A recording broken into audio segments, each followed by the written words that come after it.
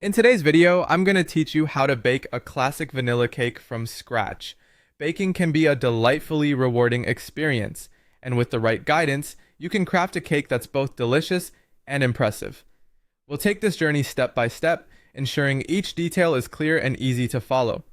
First, let's gather our ingredients. You'll need 2.5 cups of all-purpose flour, 2 cups of granulated sugar, 3 teaspoons of baking powder, 1 teaspoon of salt, 1 cup of milk, half a cup of vegetable oil, 1 tablespoon of vanilla extract, and 3 large eggs. And don't forget, you'll also need 1 cup of boiling water, which is a little trick to make the cake extra moist and fluffy.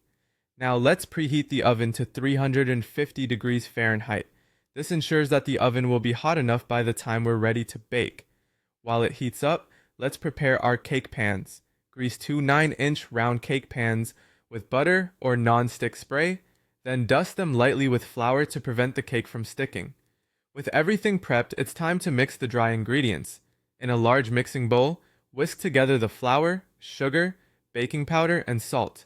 Mixing these before adding wet ingredients helps evenly distribute the baking powder and salt, essential for that even, perfect rise. In another bowl, combine the wet ingredients, beat together the milk, oil, vanilla extract, and eggs until they're fully integrated and the mixture appears smooth. Now slowly incorporate the wet ingredients into the dry mixture. Stir gently until everything comes together into a thick, luscious batter, making sure not to overmix. Here's a tip. Overmixing can lead to a dense cake, as it develops the gluten in the flour too much. So once it's just combined, you're good to go. The next step is to add the boiling water. Carefully pour it in, mixing continuously to maintain an even consistency. Don't worry if the batter looks a bit thin after this step. That's exactly how it should be.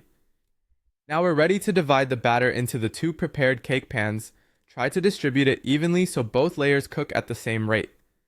Gently tap the pans on the counter to release any air bubbles that might be lurking within.